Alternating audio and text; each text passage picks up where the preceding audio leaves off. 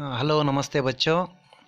आज मैं पाठ 2 कश्मीरी सेब लेखक प्रेमचंद्र जी है। इस पाठ को मैं आज प्रस्तुत करने जा रहा हूँ।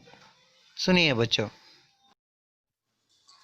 प्रेमचंद्र जी का जन्म 31 जुलाई 1880 को वाराणसी के पास लमही नामक गांव में हुआ था। इसका वास्तविक नाम धनपाल राय था। वे शिक्षा विभाग में नौकरी करते थे। बचपन में ही प्रेमचंद्र मातृ प्रेम से वंचित रहे। इसका जीवन गरीबी में ही गुजरा। वे मैट्रिक तक ही पढ़ पाए। वे यथार्थवादी कथाकार थे। इनकी प्रमुख रचनाएं गोदान, सेवा सदन, गबन, निर्मला, कर्मभूमि आदि इनके प्रमुख उपन्यास है। बड़े घर की बेटी, नमक का दरोगा, पंच परमेश्वर, पूस की रात आदि इनकी प्रसिद्ध कहानियाँ है। प्रेमचंद्र की कहानियाँ मानस सरोवर नाम से संकलित है। पाठ 2 कश्मीरी सेब। प्रेमचंद्र जी। इस कहानी में बाजार में लोगों के साथ होने वाली धोखेबाजी पर प्रकाश डाला गया है और खरीदारी करते समय सावधानी बरतने की आवश्यकता पर जोर दिया गया है। कल शाम को चौक में 2-4 जरूरी चीज़ें खरीदने गया था। पंजाबी मेवा फरोशों की दुकानें रास्ते ही में पड़ती है। एक दुकान पर बहुत अच्छे रंगदार गुलाबी सेब सजे हुए नजर आए। जी ललचा उठा। आजकल शिक्षित समाज में विटामिन और प्रोटीन के शब्दों में विचार करते की प्रवृत्ति हो गई है। टमाटो को पहले कोई भी न पूछता था, अब टमाटो भोजन का आवश्यक अंग बन गया है। गाजर भी पहले गरीबों के पेट भरने की चीज़ थी। अमीर लोग तो उसका हलवा ही खाते थे। मगर अब पता चला है कि गाजर में भी बहुत विटामिन है। इसलिए गाजर को भी मेज़ों पर स्थान मिलने लगा है। सेब के विषय में तो यहाँ कहा जाता है कि एक सेब रोज खाइए तो आपको डॉक्टरों की ज़रूरत नहीं रहेगी। डॉक्टर से बचने के लिए हम नीम कौड़ी तक खाने को तैयार हो सकते हैं। सेब तो रस और स्वाद में अगर आम से बढ़कर नहीं है तो घटकर भी नहीं। सेब को यहाँ स्थान मिल चुका है।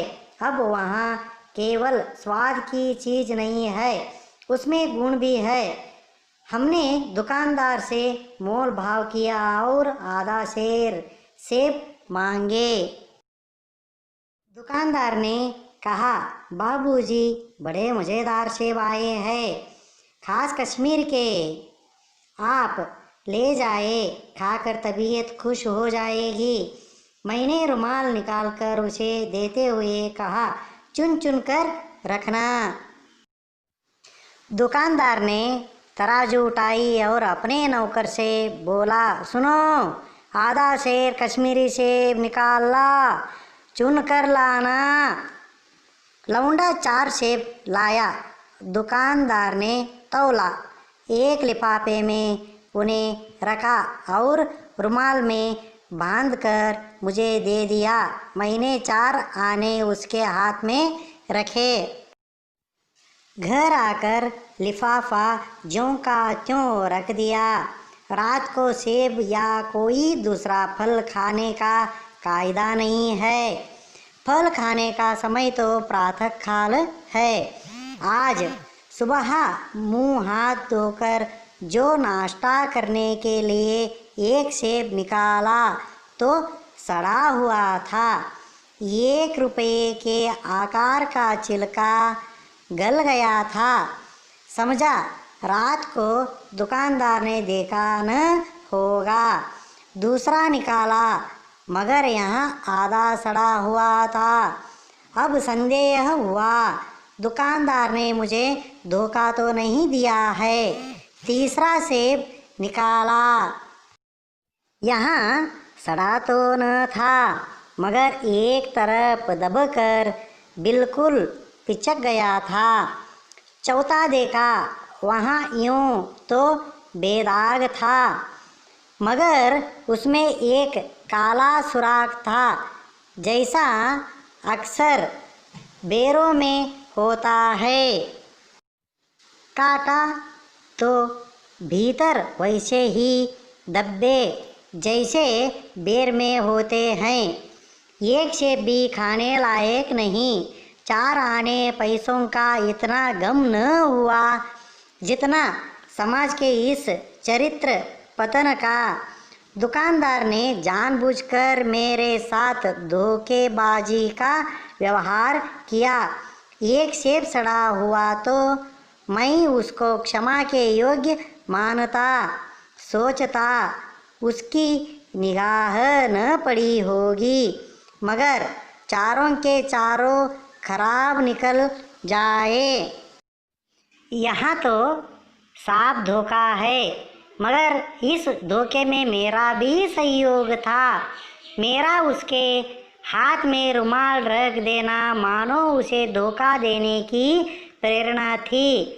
उसने भांप लिया कि यहाँ महाशय अपनी आंखों से काम लेने वाले जीव नहीं है और न इतने चौकस है कि घर से लौटाने आए। आदमी बेईमानी तभी करता है जब उसे अवसर मिलता है। बेईमानी का अवसर देना, चाहे वहाँ अपने डोलेपन से हो या सहज विश्वास से, बेईमानी में सहयोग देना है। पढ़े लिखे बाबूजियों और कर्मचारियों पर तो अब कोई विश्वास नहीं करता। किसी थाने या कचहरी या म्युनिसिपैलिटी में चले जाइए, आपकी ऐसी दुर्गति होती कि आप बड़ी से बड़ी हानि उठाकर भी उधर न जाएंगे। पहले ऐसा नहीं था। व्यापारियों की खास बनी हुई थी। यूं तौल में चाहे चटाक आधा चटाक कस ले, लेकिन आप उन्हें 5 की जगह भूल से 10 के नोट दे आ तो आपको घबराने की कोई ज़रूरत न थी। आपके रुपए सुरक्षित थे। मुझे याद है, एक बार मैंने मुहर्रम के मेले में एक दुकानदार से 1 पैसे की रेवड़ियाँ ली थी और पैसे की जगह 8 अन्नी दे आया था।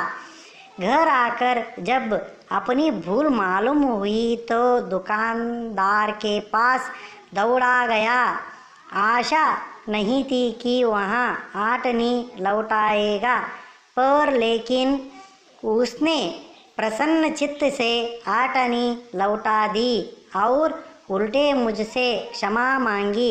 यहाँ कश्मीरी सेब के नाम से सड़े हुए सेब बेचे जाते हैं।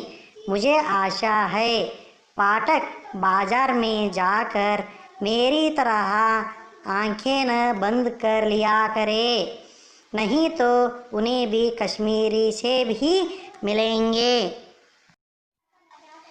पाठ का आशय, लेखक अपना अनुभव बताते हुए पाठकों को सचेत करते हैं कि अगर खरीदारी करते समय सावधानी नहीं बरते तो धोखा खाने की संभावना होती है। धन्यवाद बच्चों, सभी को नमस्कार।